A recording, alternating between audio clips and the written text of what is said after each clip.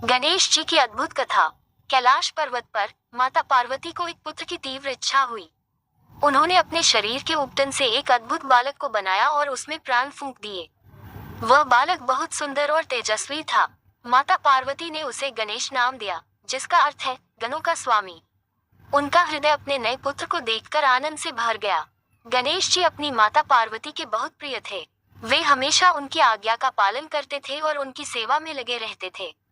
माता पार्वती भी अपने पुत्र से असीम प्रेम करती थी। एक दिन जब माता पार्वती स्नान करने जा रही थी, उन्होंने गणेश जी को द्वार पर पहरा देने को कहा। उन्होंने गणेश जी पर पूरा भरोसा किया। माता पार्वती ने गणेश जी से कहा, बेटा, कोई भी अंदर न आ पाए जब तक मैं तुम्हें अनुमति न दूं। गणेश जी ने अपनी माता की आज्ञा का पालन करने का दृढ़ निश्चय किया। कुछ ही देर बाद भगवान शिव वहां आए और अंदर जाना चाहा। उन्होंने गणेश जी को पहले कभी नहीं देखा था। गणेश जी ने भगवान शिव को अंदर जाने से रोक दिया। भगवान शिव ने उन्हें समझाने की बहुत कोशिश की, लेकिन गणेश जी अपनी माता की आज्ञा पर अटल रहे। उन्होंने कहा, मेरी माता की आज्ञा सर्वोपरि है। इससे भगवान शिव अत्यंत क्रोधित हो गए और उन्होंने गणेश जी का सिर धड़ से अलग कर दिया। जब माता पार्वती को यह पता चला तो वे बहुत दुखी और क्रोधित हुई। उनका मातृत्व प्रेम जाग उठा और उन्होंने शिव जी से गणेश जी को तुरंत जीवित करने की मांग की। उन्होंने कहा, मेरे पुत्र को वापस लाओ, अन्यथा मैं सब कुछ नष्ट कर दूंगी।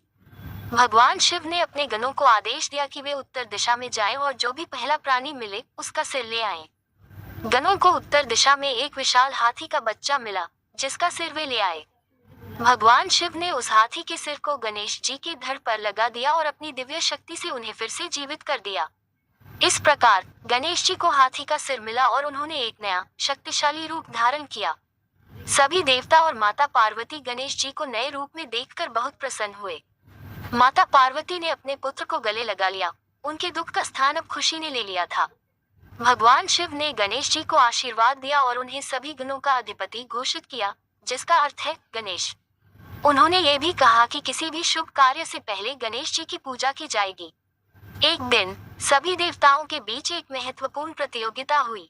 भगवान शिव ने घोषणा की, जो कोई भी सबसे पहले पूरे ब्रह्मांड का चक्कर लगाकर वापस आएगा, उसे सबसे पहले पूजा जाएगा और उसे विशेष सम्मान मिलेगा।